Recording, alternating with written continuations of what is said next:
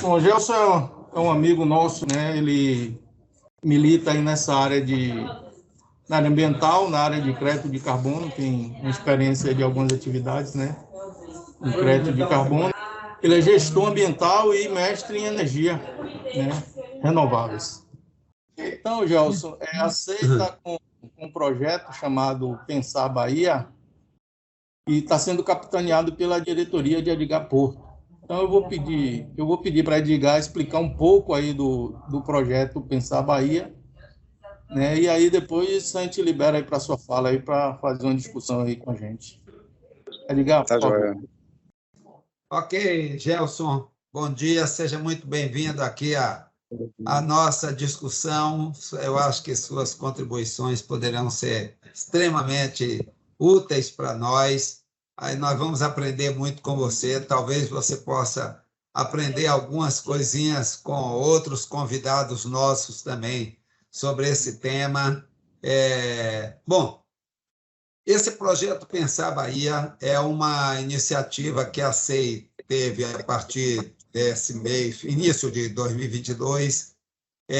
Começamos esse projeto agora em março, e ele tem o objetivo de fazer umas reflexões sobre alguns temas que são estratégicos para o desenvolvimento da Bahia. Temos os temas da sistema de infraestrutura, logística, nós temos o tema de indústria, do processo de análise de cadeias globais de valor, temos alguns temas voltados para compreender a estrutura administrativa, temas ligados ao processo de desenvolvimento com financiamento externo. Temos alguns temas ligados à questão ambiental. Temos o tema do hidrogênio verde, que tem uma relação forte aí como energia para a agricultura, para a indústria, etc. Nós temos também, do ponto de vista ambiental, um projeto que tenta relacionar a pequena e média agricultura da Bahia, compreendendo possíveis impactos de mudanças climáticas, porque esta turma é a turma que primeiro sofre, a turma que mais sofre com isso. Mas esse tema do mercado de carbono, ele se insere digamos assim, numa área em que a diretoria que Anderson trabalha, Adriano, Gláucia, Ivana e Rita. Rita está aí com vocês também, né? Sim, está aqui com a gente. Ok. Eu acho que Fábio também está aí com vocês, né? Tá, sim. Então, esse tema do mercado de carbono é um tema que nós queremos tratar especificamente, tentando abrir a discussão com especialistas nacionais, locais, nacionais, internacionais, para que a gente possa fazer apontamentos para o desenvolvimento da Bahia, um dos aspectos baseado nessa questão da redução de emissão de carbono. E a ideia é que o pessoal aí da diretoria geoambiental trabalhe numa perspectiva regional. Se a gente puder fazer isso, por exemplo, a partir de uma região, não pegar a Bahia toda, como é que a gente pode buscar uma determinada territorialidade para ir aprendendo, para servir como área piloto, para que a gente possa desenvolver o tema. E aí a sua sabedoria sobre essa área vai nos ajudar muito, e a gente pode fazer muitas discussões acerca disso. Aí eu queria agradecer a sua presença e passaria aí a condução a Anderson para ele puxar aí a conversa, sua apresentação, e depois algumas discussões que a gente possa ter. É isso, obrigado. Ok, Edgar, obrigado. E com certeza a gente tem muito o que aprender um com o outro e compartilhar esses conhecimentos, né? Espero que eu possa ajudar bastante aí nessa área que eu conheço. Ok, Edgar. Então, Gelson, é isso. Eu já tinha conversado com você um pouco, a ideia é você traçar um panorama do mercado de carbono aqui, né? A ideia é a gente pensar num projeto, né, de descarbonização, de compensação de crédito de carbono aqui para o estado da Bahia, e aí a gente queria ouvir de você essas possibilidades, né? E aí a gente vai discutindo aí ao longo da conversa. Fica à vontade aí, a palavra é sua. Ok. Eu quero agradecer o convite, né, participar dessa reunião e poder contribuir com o que eu conheço sobre essa área de mudança climática e mercado de carbono. Então, inicialmente, todos esses temas aí que Edgar colocou, eles permeiam o mercado de carbono quando a gente fala em descarbonização. Então, descarbonização é a gente procurar fazer com que todas as atividades emitam menos gases de efeito estufa. Então, isso permeia a indústria, residência, área administrativa, todo o setor da economia e de gerenciamento. Então, a gente pode dividir em dois aspectos, né? Quando a gente fala em mercado de carbono, é especificamente a negociação dos créditos de carbono, o que é reduzido em emissão de gás de efeito estufa através de projetos. Então, essa é uma área. E o outro aspecto é a descarbonização de todas essas atividades que ocorrem no Estado. Então, não necessariamente todas as áreas que nós poderíamos identificar e implementar ações que reduzam as emissões, elas gerem crédito de carbono. Tem os fatores de elegibilidade para que essas áreas, para que esses projetos possam ser elegíveis, né, e possam gerar os créditos de carbono.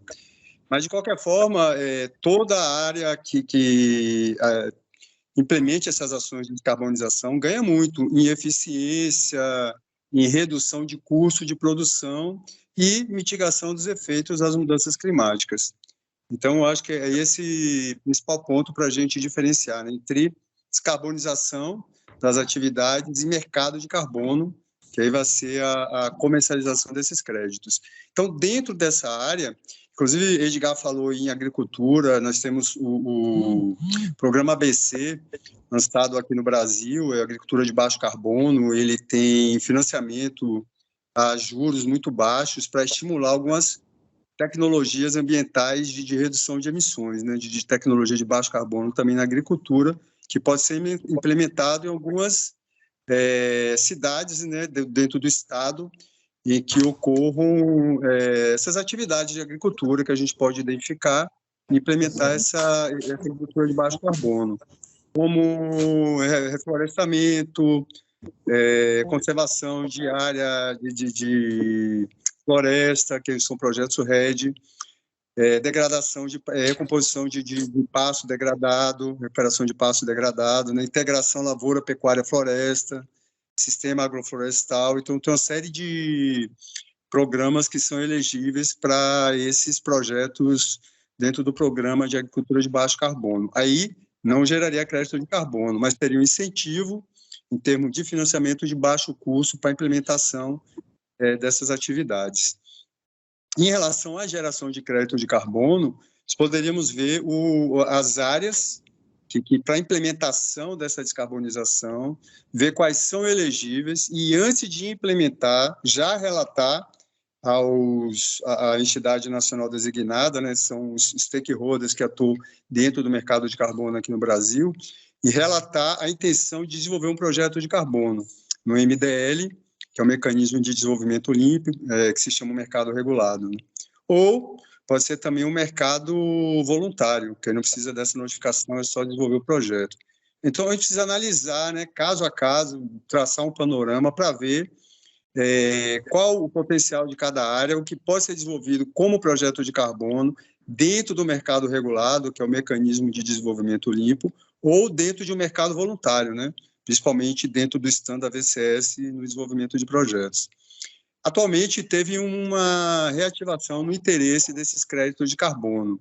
Então, passou durante muitos anos, depois do fim do protocolo de Kyoto, o segundo período do protocolo de Kyoto, onde não teve muita adesão dos países, né, a esse compromisso com a redução, teve uma queda, mas depois da COP de Paris, houve um novo interesse Então, o mercado agora ele está bastante favorável para a implementação desses projetos. Mas, como eu falei, eles têm que ser bem analisados para ver o que é elegível ou não. Mas, de qualquer forma, a descarbonização sempre vai trazer grandes vantagens em termos econômicos e também em termos de mitigação desses efeitos das mudanças climáticas e do aquecimento global. A gente pode tirar como exemplo, por exemplo, que a gente pode implementar no Estado, porque tem uma coisa, para você saber o que vai descarbonizar e o que é elegível para projeto, o primeiro passo é fazer um inventário do que está sendo emitido. Então, por cada setor, por cada cidade que a gente pense em implementar esses projetos e ações de descarbonização, o primeiro passo é fazer um inventário das emissões, o que é emitido nessa cidade. Então, por exemplo, a gente pode partir de Salvador. Salvador fez seu inventário de emissões. Então, foi um inventário muito bem feito, com um padrão reconhecido. Então, o que a gente observou em Salvador, principalmente, foram emissões devido ao consumo de energia elétrica. A gente fala de maneira geral, né? Consumo de energia elétrica na indústria, residência, comércio, tudo o que é consumido de energia na cidade de Salvador. Foi contabilizado. E temos também o transporte de energia através de transporte. A gente conta transporte privado, carros particulares e transportes urbanos. Então, essa, na verdade, foi a maior fonte de emissões. Foram mais de 2.700.000 toneladas de carbono emitido nesse setor de transporte. Foi a principal fonte de emissão.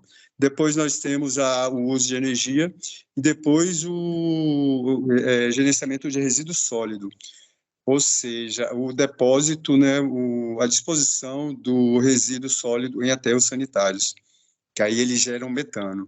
E o metano ele tem 4 vezes mais o potencial de aquecimento global do que o gás carbônico, né? Então, tem ações que podem ser implementadas nas cidades que podem reduzir essas emissões, né, onde a gente pode estar atuando em relação a essas reduções. E em relação aí teria que ser caso a caso, por exemplo, cidades com potencial de agricultura ou potencial de criação de gado, né? Aí são outras atividades que teria que identificar e traçar um plano de descarbonização e até, como eu falei, de geração de projetos que possam render crédito de carbono, que são comercializáveis e geram uma renda muito boa, né? Então, a gente pode analisar caso a caso. Eu estou dando uma visão global, aí a gente pode, depois, de acordo com o que vocês perceberem aí, pode ir aprofundando em cada tema desse, para não ficar muito longo. Então, o que a gente pode fazer em relação aos resíduos sólidos, como pode juntar várias cidades, que aí tem que ter uma quantidade de resíduo que viabilize o projeto, né, de queima do metano. Pode fazer um pool de cidades, uma cooperativa de cidades, né, para que possa gerar um aterro só e desenvolver projeto para a queima desse metano. Por exemplo, em Salvador a gente tem isso, a BATRE, aquele aterro sanitário metropolitano centro, fica ali na Estrada Ceia Aeroporto, ele queima o metano e gera crédito de carbono, né? Tem 20 anos de contrato para vender os créditos de carbono, ainda está gerando, ainda está sendo contabilizado e estão sendo comercializados esses créditos atualmente. Então, esse é um exemplo do que a gente pode implementar em outras cidades. Aí, em relação aos transportes, né, o Salvador já está tomando algumas iniciativas, como o BRT, o VLT, né, que parece que vai ser implementado também. Então, a gente tem como ônibus elétricos, estímulo ao consumo de etanol no lugar de gasolina. Então, a gente pode aí, depois, entrar nessa discussão e criar vários cenários que sejam alternativas para essa descarbonização desse setor. Uma parte importante também que a gente tem nessas cidades é a preservação de parques, não sei, parques urbanos, não sei se tem outras cidades além de Salvador, na Bahia, mas a preservação de área verde é um fator muito importante. O IPCC, em 2016, gerou um relatório que mostrou que a supressão de ecossistemas, que é desencadeado pelo avanço do crescimento urbano, é a principal causa de redução de resiliência das cidades. Então, preservar a floresta, mata, a caatinga, seja o que for o tipo de vegetação em pé, né, preservar é um fator muito importante de resiliência e de mitigação dos efeitos, porque esses biomas, eles retiram o gás carbônico da atmosfera, né? Então, tem um papel muito importante. E aí a gente entra também na questão da resiliência e adaptação das cidades a uma mudança climática que já está em andamento.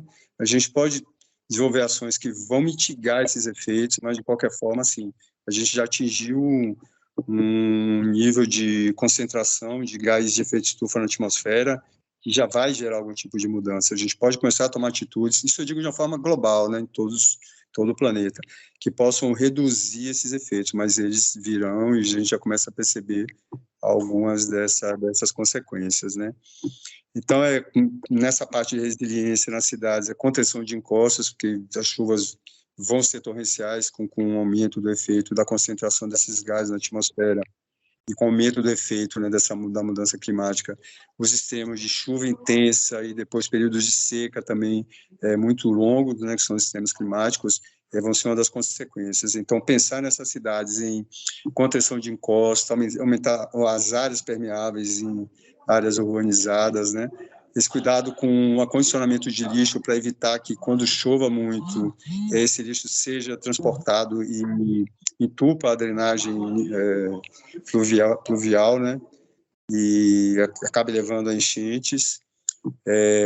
Outra coisa que a gente tem também é abastecimento de água, né? Com esses períodos de seca muito grande, o que a gente vai ter é diminuição dos reservatórios de água e pode comprometer o abastecimento de água.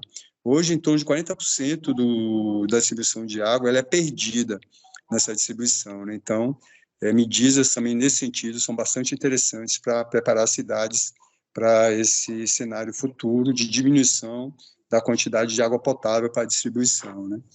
A gente pode atuar também em relação, por exemplo, em Salvador, como eu falei, teve foi o segundo maior fator de emissão detectado é o consumo de energia elétrica. Se pode fazer também uma estimulação à geração distribuída. Pode ser tanto solar como eólica, isso já vem crescendo muito no Brasil, né? E o Brasil tem um potencial muito grande. O Brasil tem a maior incidência de radiação solar por metro quadrado do planeta, e a Bahia, dentro do Brasil, é que tem essa maior incidência. Então, a gente tem o maior potencial do mundo, do planeta, em relação à geração de energia elétrica por fotovoltaica, né? E a geração distribuída nas residências, nas indústrias, nos comércios, ela é mais interessante ainda, porque reduz a necessidade de linhas de distribuição, que essas linhas de distribuição vão estar também sujeitas às intempéries, né, aos extremos climáticos, a ventanias, tempestades, que pode derrubar torres e levar a uma dificuldade na transmissão dessa energia. Então, leva a segurança também energética quando você gera essa energia no local de consumo, é outro fator também bastante importante. Esse sistema de alerta de risco, né, para quando tiver esses extremos, já foi implementado em Salvador.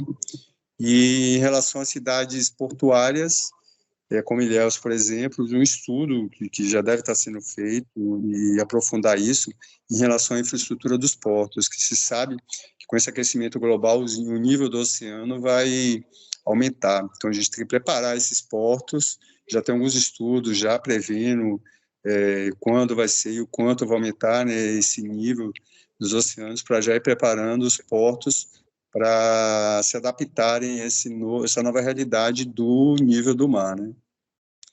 Então, em linhas gerais, é isso, de um panorama global, que a gente pode ir detalhando de acordo com cada setor e com cada tema.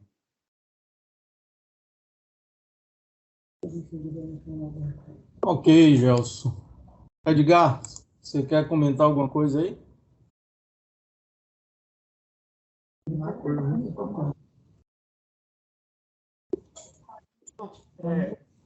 Bom, Gelson levantou Sim. muitas questões.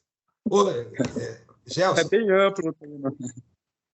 Você levantou muitas questões. Olha, eu preciso te dizer que eu não sou especialista da área, sou preocupado com essa questão, compreendo que hoje nós temos que abordar isso, porque não só pela nossa preocupação ambiental, mas é porque o processo de desenvolvimento que não esteja também associado a essa questão ambiental, você não vai ter sequer financiamento mais na frente. Há uma tendência para que as linhas de financiamento de todos os bancos, inclusive o Banco Asiático, o BRICS, já disseram que para os chineses também já afirmaram que para financiar qualquer projeto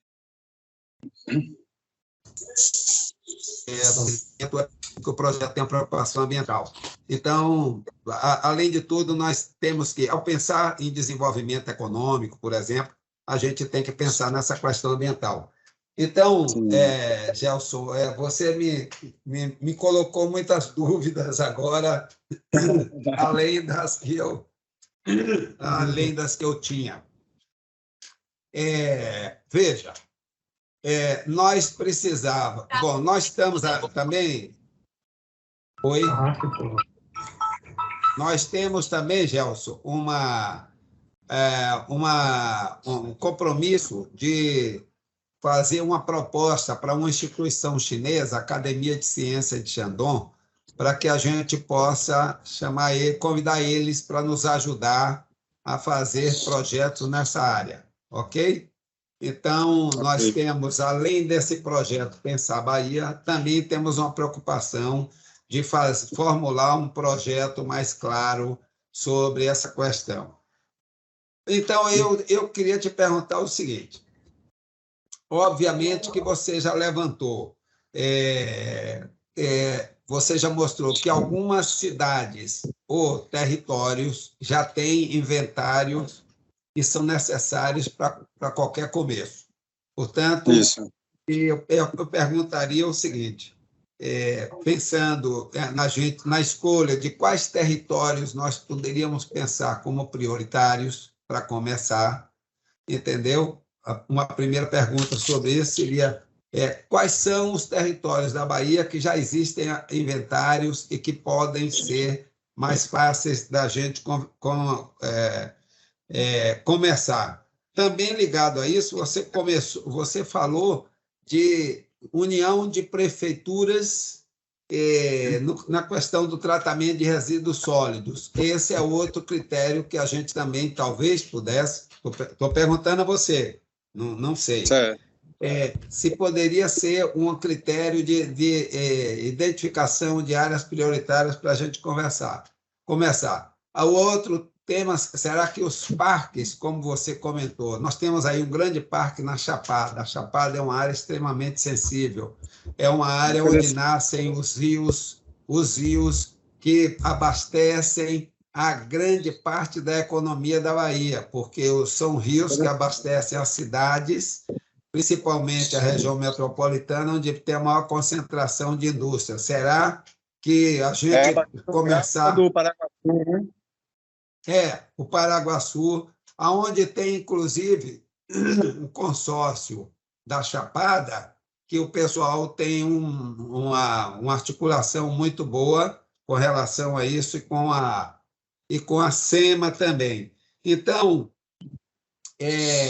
eu queria te perguntar se você sabe de informações sobre quais territórios se adequariam mais a essas exigências para um início nosso, para a gente tomar isso como uma referência para aprender a fazer uma área piloto? Era isso.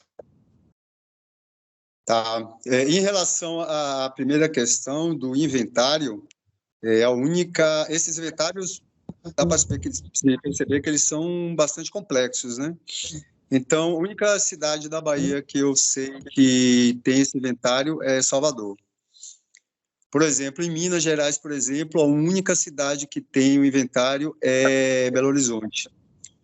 Então, a gente teria que partir de alguma dessas cidades para o inventário. A gente pode buscar parcerias também, como você falou, tem financiamentos de alguns bancos internacionais, algumas entidades ligadas, como o Banco Mundial, ligadas ao meio ambiente, que podem ajudar também no financiamento, no patrocínio desses inventários. Você colocou muito interessante essa questão do Parque Nacional da Chapada, porque é uma área muito grande, sofre pressão de invasão urbana, de desmatamento, então acho que seria muito interessante um desenvolvimento nessa área e chamaria assim, a atenção, né, a nível mundial. Acho que seria interessante, então, esse setor aqui da Chapada, onde tem também agricultura, a gente poderia identificar também essas emissões na agricultura.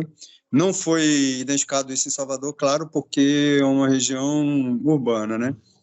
Então, não foi relatado nenhuma dessas emissões. Então, a gente poderia buscar isso e aí a gente teria todos aqueles outros pontos que eu falei, né? Aquelas áreas como consumo de energia e de energia estacionária, né? De energia elétrica, residencial, comercial, industrial. E teria também os transportes, né? Os urbanos, interurbanos. Eu acho que seria assim, seria um projeto maior, eu acho que seria um dos maiores dentro da área aqui da Bahia, para se começar, né? Já que envolve um parque muito grande, só aí a gente vai ter um grande investimento, né? Vai ter um grande trabalho em relação a dimensionar todo esse parque, identificar as partes que estão sofrendo risco, né, de desmatamento, de invasão, e delimitar isso. E aí, no caso do parque, seria calcular o que ele está sequestrando de gás carbônico da atmosfera para mostrar a importância de ele estar preservar esse parque, né? Então, acho que seria um desafio muito grande, mas muito interessante. Seria um começo bastante relevante.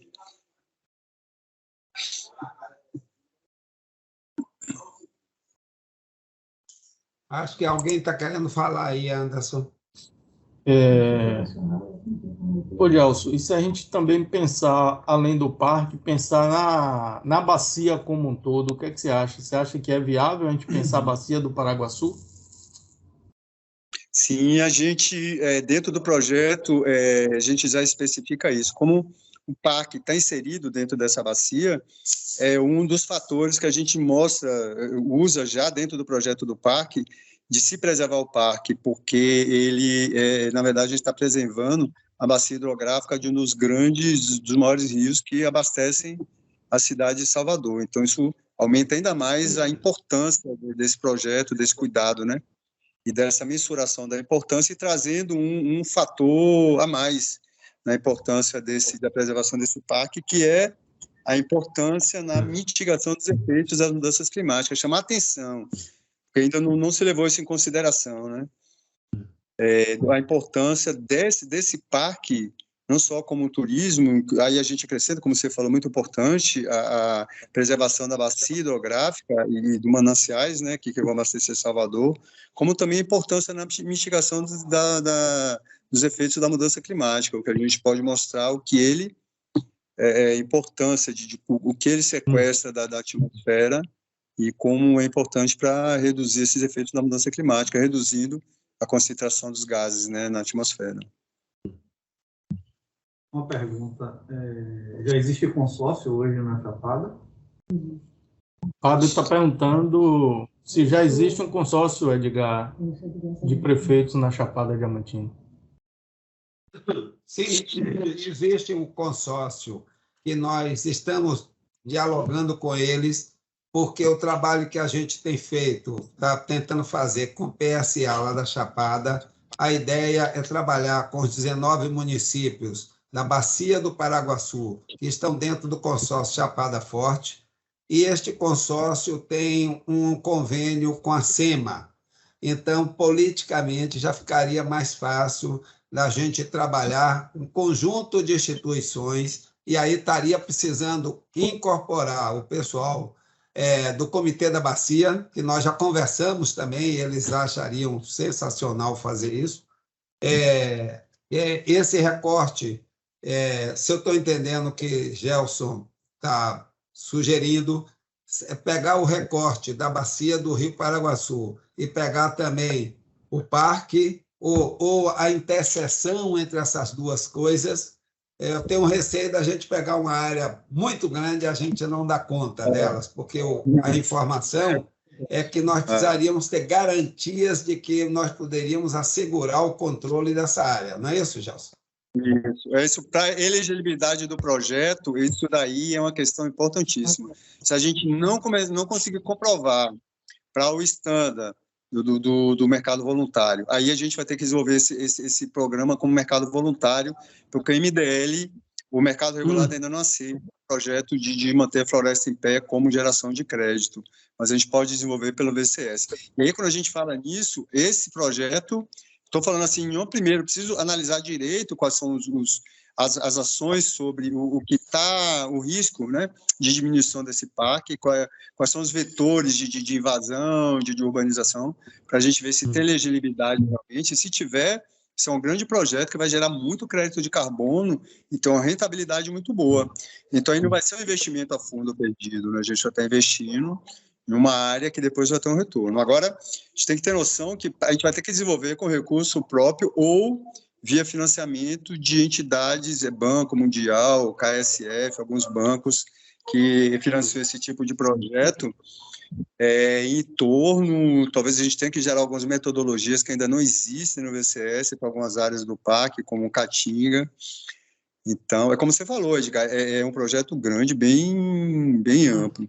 Mas aí a gente está falando em torno de investimento, desenvolvimento de projeto desse, estou falando muito assim por cima, estou dando uma ideia, pode ser muito mais do que isso, mas em torno de R$2 milhões para poder desenvolver um projeto desse no parque. Ou 4 milhões, dependendo da necessidade. Hoje, para se abrir uma nova metodologia, em torno de 400 a 600 mil reais, só para você implementar no estado uma metodologia para você desenvolver o projeto. Então, assim, são coisas que a gente está discutindo, acho que está legal, está abrindo muitas portas aí, né? Mas aí depois a gente tem que analisar direitinho qual vai ser a viabilidade. Outra pergunta. Sendo o Parque Federal, como é que fica essa articulação? Você ouviu, João, sua pergunta aí? Fala. Federal. Aí a gente vai ter que ter uma articulação do órgão federal com o órgão estadual e o projeto vai ter que descrever esse comprometimento, né? Porque aí o gerenciamento é federal, né? Mas está na área estadual, então aqui a gente pode cuidar disso. É um outro fator que a gente vai ter que estudar, né? Isso também, mas aí a gente teria que ver como essa relação aqui no estadual, para a gente ver exatamente como é esse gerenciamento do parque, para ver onde é que a gente se engaja, mas assim, se for a nível federal, a gente entra com um projeto a nível federal porque está na área estadual, e a gente pode discriminar isso no documento de concepção do projeto. Apesar do projeto ter uma administração federal, está dentro da área aqui do Estado, e o Estado desenvolveu essa iniciativa, teve a cooperação do órgão federal, então a gente tem como descrever isso.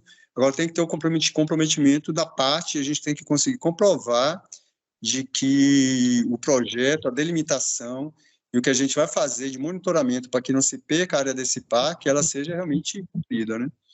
E isso é muito rigoroso. A gente está falando de um projeto a nível internacional que vai ser auditado, né?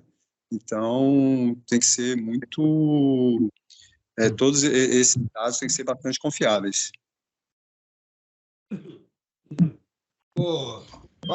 Posso perguntar mais um aí, Anderson? Pode, fica à vontade. Gelson, assim, mesmo pelo alto, porque a gente te convidou, você está respondendo a questões que podem não ter sido estudadas ainda por você. Mas, assim, pela sua experiência, quais são os itens que nós poderíamos tratar nessa questão do inventariar a emissão e também trabalhar, digamos assim, no mercado de carbono depois?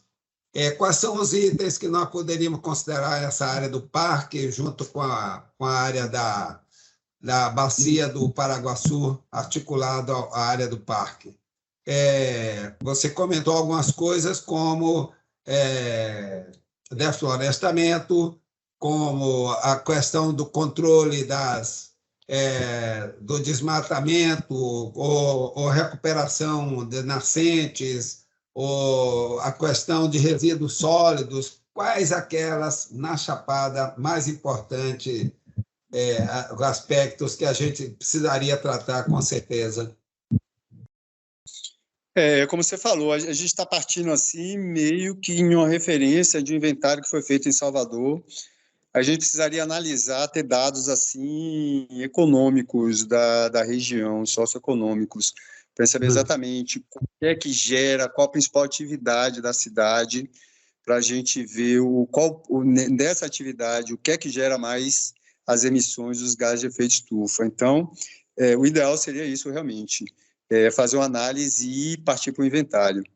No caso do parque, eu já conheço, quando eu terminei gestão ambiental, o meu trabalho de conclusão foi sobre uma análise desse projeto lá no Parque Metropolitano de Pituaçu.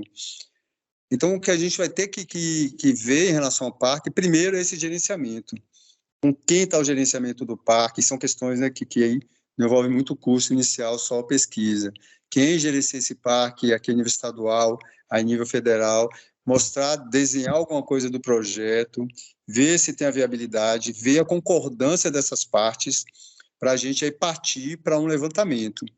Porque não adianta a gente sair sem essas garantias, como eu falei, a gente não tem como implementar o projeto. Então, seria isso, no setor que a gente escolher de cidades. A gente pode ver cidades... Eu estive fazendo uma vez um levantamento naquela região de Irecê, mas ele não teve uma concordância muito grande lá com a região, na cooperativa, na cooperação em relação a essa implementação do aterro compartilhado, né? Porque o aterro tem que ser compartilhado, porque ele tem um gatilho, né? A partir de tantas toneladas é viável esse projeto. Então, como uma cidade só, você não consegue ter viabilidade econômica disso. Então, seria isso. E no caso do parque é isso, ver esses aspectos legais que são importantes para a implementação do projeto, estando tudo ok, falando com as partes que concordam, aí a gente partiria para a parte técnica de avaliação da área do parque e mensuração do que a gente tem de estoque de carbono na área e quais são os vetores ali, quais são as áreas de pressão, de desmatamento e de urbanização, para que a gente possa identificar e desenvolver medidas para evitar isso, né, para que não ocorra. Contato com a comunidade, inserir a comunidade no projeto, gerar algum tipo de renda para essa comunidade, dar uma contrapartida em relação a socialmente que eles precisam, se escola, se creche, enfim, né, posto de saúde. É toda uma análise, estou falando aqui de maneira muito geral, de alguns projetos que já existem, mas cada projeto tem suas características próprias, né? Mas aí acho que a análise teria que partir desse ponto. Não sei se consegui ser muito claro.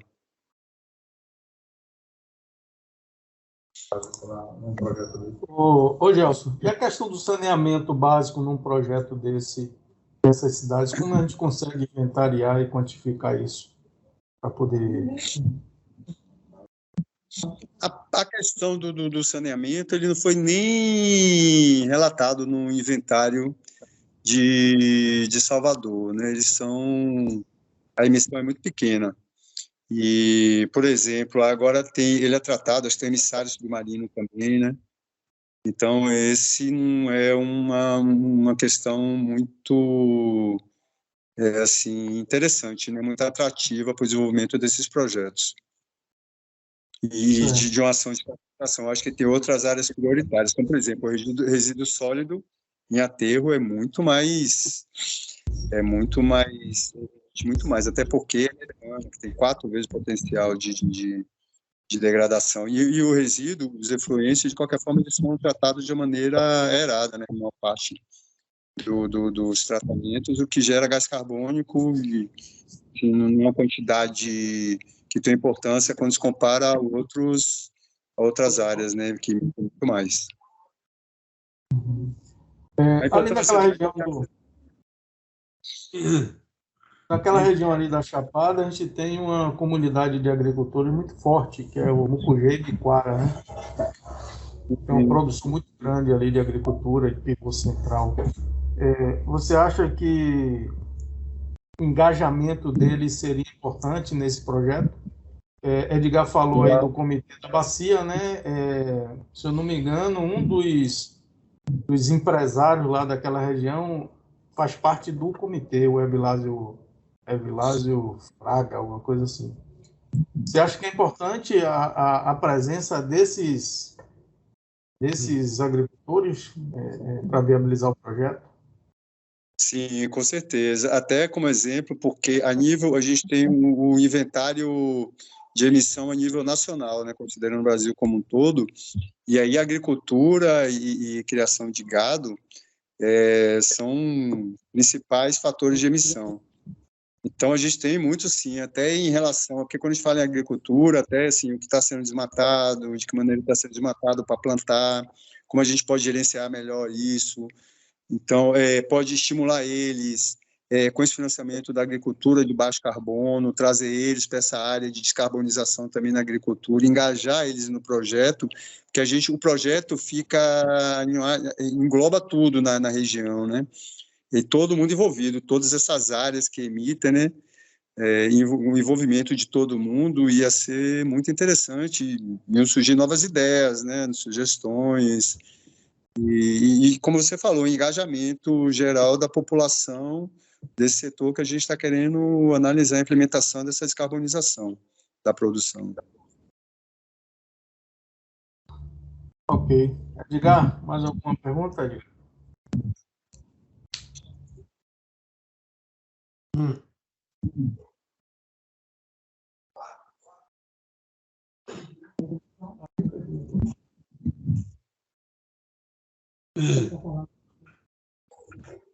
O Anderson, eu acho que Gelson trouxe muitas questões que nós precisamos sentar e digerir um pouquinho, viu?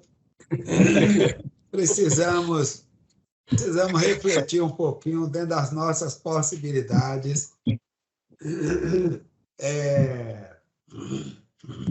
Porque eu queria perguntar uma coisa, Gelson, você, Anderson comentou que você é gestor ambiental. Você é ligado à área de governo ou não? Não sou ligado a nenhuma área de governo, não.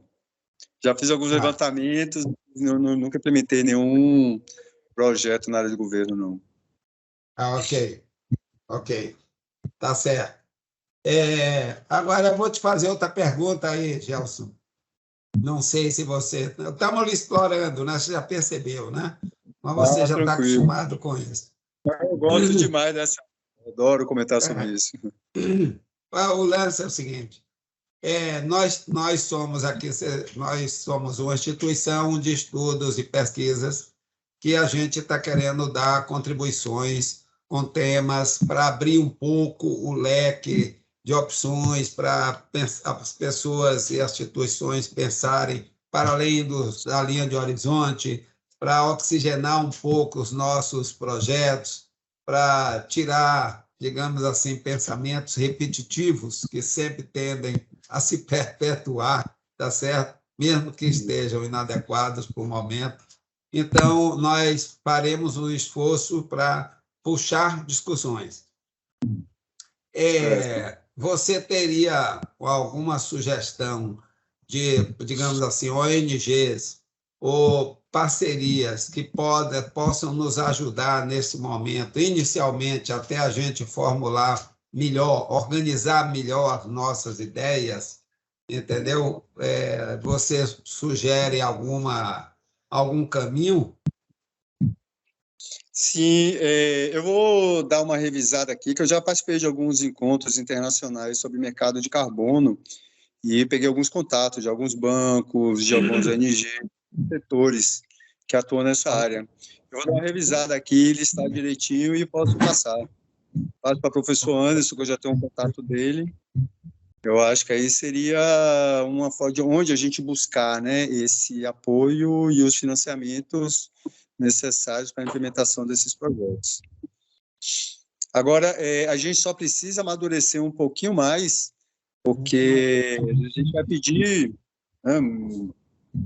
os projetos, como eu te falei, têm um custo bastante elevado. Embora o retorno seja muito maior em relação à comercialização dos créditos que a gente possa gerar em alguns desses projetos que são viáveis ou não, então a gente não pode chegar lá, estou assim, pensando em um projeto assim, a gente vai ter que dar uma analisada, ver o que é de traçar pelo menos um esquema, né? Ter alguma ideia disso, da viabilidade de aplicação, para chegar já com alguma coisa factível para desenvolver, né? Porque você imagina, eles não vão chegar assim para qualquer pessoa que chega lá, estou pensando a ver se dá, e precisa como apresentação, vocês já devem ter apresentado projetos, né, claro, Então, a gente precisa ter uma coisa mais objetiva, né? Mais clara, assim, uma definição do que pode gerar para a gente poder conseguir arrecadar esses recursos. Então, a gente só precisa partir de algum... agora, acho que esse não é o momento, né? A gente tem que fazer nossa primeira parte de analisar, ver o setor onde a gente vai implementar, tem algum esboço aí para a gente aí parte para o contato com esses stakeholders. Perfeito, perfeito. Gerson? Sim, Rita, estou escutando. Oi, Rita. pergunta, você tem já alguma minuta de algum projeto identificando todos esses itens que são necessários que a gente tem que levantar para esse inventário, ou alguma instituição que já faça esse inventário? Eu sei que tem instituições internacionais que fazem isso. A gente sabe que isso deveria ser uma consultoria, né? No meu mestrado, eu, um dos participantes da banca examinadora, foi um dos CEOs das maiores agências de consultoria na área de inventário, que fez o inventário de Belo Horizonte, fez o inventário da Copa Mundial. Então, eu tenho um contato, uma relação boa com ele, e pode ser um parceiro nosso no desenvolvimento desses projetos. Realmente são coisas grandes, a gente realmente vai precisar de uma equipe, né? Não é uma coisa para a pessoa fazer sozinha, porque são muitos dados para serem levantados. Agora, uma pergunta mais indecente. Nesse início, como nós estamos numa instituição pública e é só vontade, como ele já falou, a gente está fazendo algumas proposições, abrindo o caminho aí para pensar o Estado, de que forma você pode nos ajudar, além do que você já fez hoje, nesse sentido, para a gente buscar esses caminhos, para eles se tornarem menos árduos para a gente? A gente pode, como o Edgar falou, né? Vocês vão parar, analisar aí essas informações que eu passei. Então, a gente pode partir para um setor que a gente vai desenvolver e aí buscar os dados. Eu posso ajudar, dizer, olha, a gente vai precisar disso, disso, disso. Para vocês levantarem esses dados, eu posso também levantar o que for necessário, para a gente conseguir fazer um esboço para partir para a busca do financiamento, para saber o que a gente vai fazer e o que a gente vai pedir, né, para essas instituições. Não precisa ter o projeto todo desenvolvido, a gente precisa ter uma ideia do que a gente vai fazer bem clara, e olha, a gente vai fazer isso aqui, dessa forma, estamos precisando disso. Então, acho que o primeiro momento é esse, a gente definir, poxa, vamos começar pela Chapada, vamos incluir o Parque Nacional, a bacia hidrográfica, vamos pensar na cooperativa com os prefeitos, que cidades que estariam envolvidas, qual a cidade que a gente vai poder partir para o inventário, né? Então, a gente precisa pensar isso, ver esse setor da Chapada, que cidades iriam ser envolvidas, né? E poder começar a desenhar isso. Eu posso ajudar nesse desenho, onde vocês, buscando esses dados aí, como eu falei, socioeconômicos, né, possam identificar aí onde a gente pode começar atuando. Eu ia perguntar assim, desconsiderando a área da Chapada, desconsiderando a bacia hidrográfica, você vê uma outra área que a gente tem uma possibilidade maior e melhor de começar por ela? Tirando a Chapada, esse parque da Chapada, eu acho que o ideal seria as grandes cidades, né? Tipo, a gente tem de Feira, aí teria Vitória da Conquista, ou Feira de Santana, que seria... A Feira de Santana também já tem projeto de gerenciamento de resíduo sólido. Agora, de geração de crédito de carbono, né, na queima do metano. Aí seria fazer um levantamento para poder dessas atividades. Acho que a atividade em Feira de Santana deve ser muito parecida com Salvador, né? Não sei se tem muita diferença. Já a Vitória da Conquista, eu acho que entra mais uma parte de agricultura, né? Lá já a agricultura já tem um papel importante na geração de renda. Então, acho que é isso, identificar o setor, o que gera ali. Feira de Santana, qual a atividade ali econômica, né, que gera renda, atividade industrial. Vitória da Conquista, atividade industrial, café, por exemplo, né, qual a importância do gado. Gado tem importante também, né, na geração, lá na economia, na geração de renda.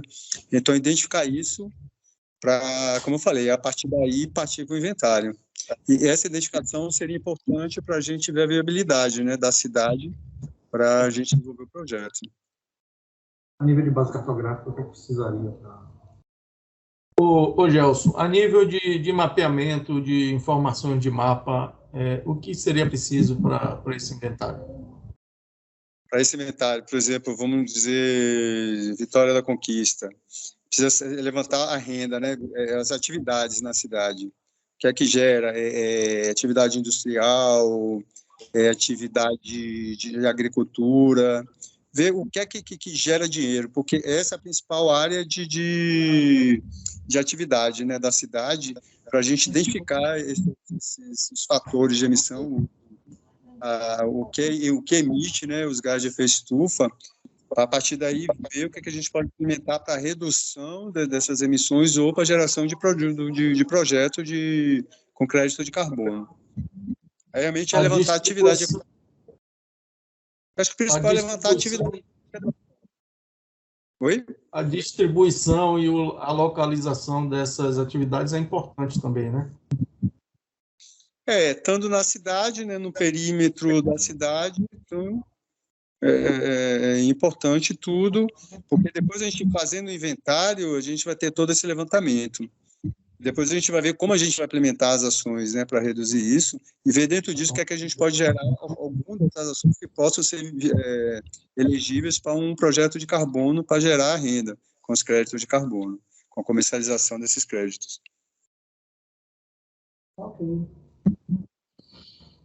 Ok. Edgar, direcionamentos. Só um minutinho aqui, vou explorar um pouco mais Gelson aqui, que a conversa está muito boa. Quando a conversa está boa, a gente precisa dar continuidade. Gelson, pela sua experiência nisso, nós temos um pouquinho em outras áreas aqui. A escolha dessa territorialidade, eu acho que precisa considerar também o viés político, assim, do ponto de vista não político partidário, mas do ponto de vista do peso político da escolha, ou seja, do peso da importância, da repercussão disso para a sociedade local e para a sociedade mundial. Eu tenho a impressão, posso estar errado, que você escolher uma área como a Chapada, como uma bacia dessa, que alimenta muitas pessoas, alimenta muitas atividades econômicas, etc. E o próprio nome da Chapada em si, digamos, a aceitação que a Chapada tem hoje numa esfera nacional e internacional, pode ficar mais complexa do ponto de vista da gente fazer o inventário, claro, porque você vai ter que relacionar vários agentes, atores, mas talvez tenha maior repercussão e maior, digamos assim, penetração, digamos, com instituições internacionais do que a gente pegar um município, que pode ter um viés político que possa ser bom ou é apenas um agente, mas, de repente, pode ter conflitos outros, etc. E tal. Você concorda com isso? Concordo, claro. Qualquer ação a nível ambiental, a gente tem que ter esse olhar. Primeiro, um olhar de que a gente leve a um retorno financeiro das ações, em termos de eficiência de produção, que eficiência vai trazer uma redução de custo, aliado a esse viés ambiental, né, a questão ambiental com esse viés econômico. Então, a gente tem que pensar nisso, nesse retorno, e claro, você falou muito bem, a gente não pode esquecer a política. E isso tem que porque senão vai ficar inviável a implementação. E quando fala em governo, né, então a gente tem, em política pública, a gente tem que ter o apoio, senão a gente não vai conseguir implementar nada. Eu estou aqui na região da Chapada, né, então, assim, por exemplo, Lençóis, eu posso ter uma penetração lá, eu vi que a prefeita tem demonstrado um interesse nessa área, e tem uma relação com algumas pessoas lá do meio ambiente, até da polícia ambiental, com interesse no desenvolvimento de projetos. E aqui tem um apoio de Alto Alencar até, né? Alto Alencar parece que agora está com o governo atual, não sei, né? Como é que anda isso. Mas tem isso, e como você falou, é importante a gente levar em consideração realmente. Agora, quando a gente fala, por exemplo, no levantamento do inventário nessas cidades da Chapada, a gente não vai considerar o parque. O parque é um outro projeto, porque o inventário ele só levanta o que é emitido de gás de efeito estufa. Então, o parque ele retira o gás de efeito estufa da atmosfera. Então, seria um outro projeto. A gente faria um inventário. No inventário, a gente identificaria, né, na área de produção, quais são as ações, né, os setores que mais emitem, e aí o parque a gente entraria com um outro projeto de redução de emissão por degradação e desflorestamento. Aí seria uma coisa diferente, seriam, né, duas ações. O inventário, uma, aí quando a gente fala aí nesse inventário, aí ele vai ficar muito mais simples do que o de Salvador, por exemplo, ficar muito mais prático. E agora, o projeto do parque vai ser um outro projeto.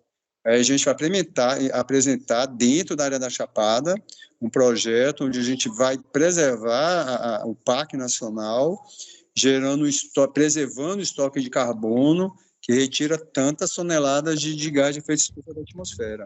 Seria uma área diferente. Então, dá para a gente começar com esse inventário e já chamar atenção para uma área dessa aqui. Inclusive, a gente aí vai estar também já mensurando o turismo. A gente vai fazer o levantamento do turismo, que é uma coisa inédita aqui, né?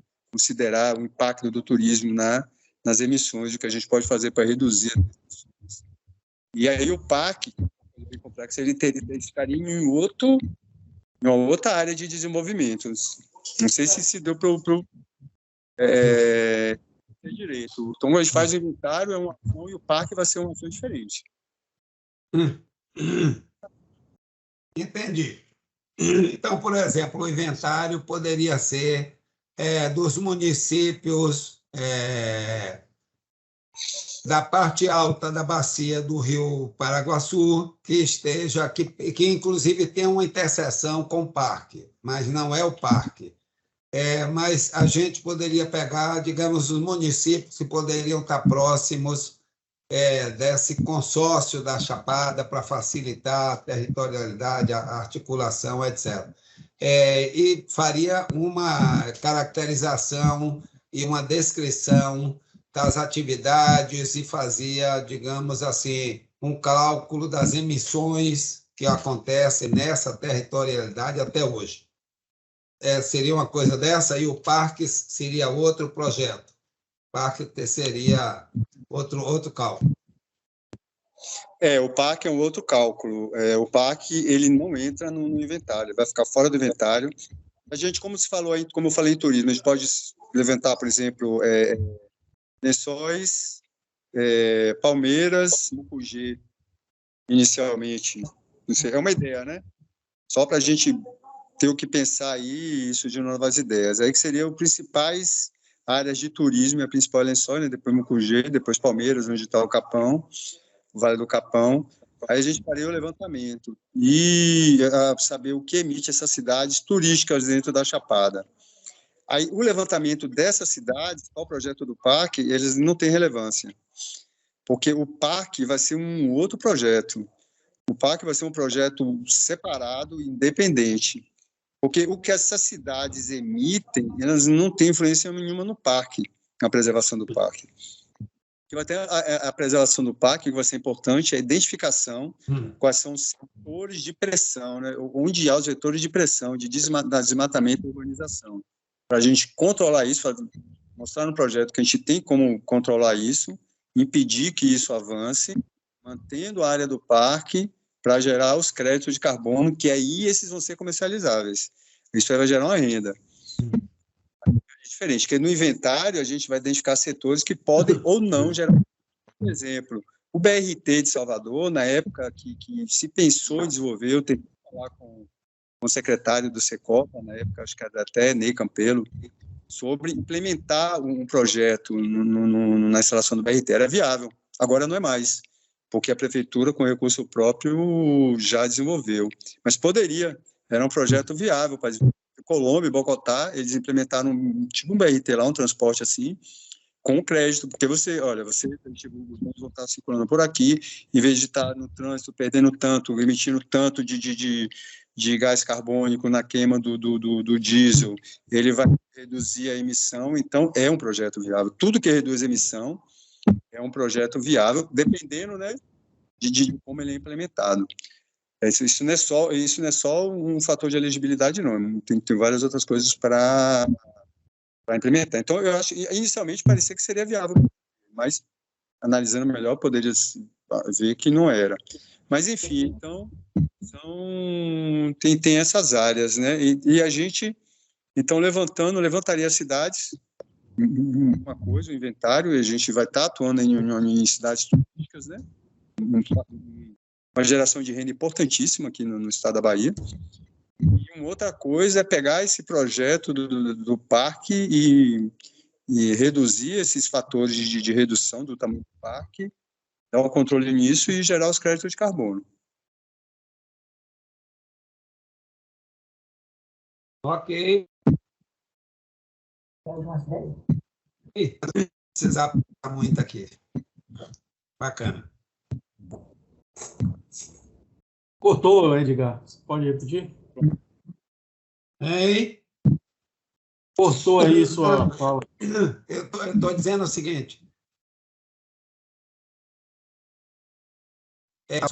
Levantou as questões, já deixou muito claro para a gente as coisas. Agora a gente precisa digerir um pouco, botar a cabeça no lugar, refletir sobre as nossas possibilidades e, quem sabe, voltar a pedir ajuda dele em cima de algumas conclusões que a gente possa tirar. E a gente também, Gelson, não sei se Anderson já conversou contigo, se você tiver, além das pessoas que você vai nos enviar de contato, se você tiver pessoas que você possa sugerir para a gente dialogar também sobre isso, seria muito bacana, uma contribuição muito interessante. Ok. A gente tem pessoas assim, eles atuam em consultorias, como eu te falei, a nível nacional e internacional, desenvolver um grande programa do clima, então com grande atuação nessa área também, que a gente pode contactar. Agora é isso, a gente precisa delinear alguma coisa. A gente precisa fazer algum levantamento, fazer a nossa parte, né? Ver o que a gente está querendo fazer, ter algum esboço disso, das prioridades, né? Sentar um pouquinho na mesa ali na prancheta e desenhar um projeto um pouquinho, pelo menos ter uma ideia do que a gente vai fazer e a partir daí a gente busca essas parcerias. O importante agora é a gente definir isso tudo. Aí vocês já têm informações que vocês definirem, pode falar comigo, a gente vai junto, analisando. Quando a gente conseguir desenhar alguma coisa, vai ser tal cidade, o projeto do parque, a gente entrou em contato federal, estadual, dá para a gente desenvolver, aí a gente parte para essa busca de stakeholders, de pessoas que atuam no mercado, que possam estar com a gente nesses projetos. Bacana. Beleza, Gelson. Queria te agradecer aí seu tempo aí. Certamente a gente vai entrar em contato novamente com você.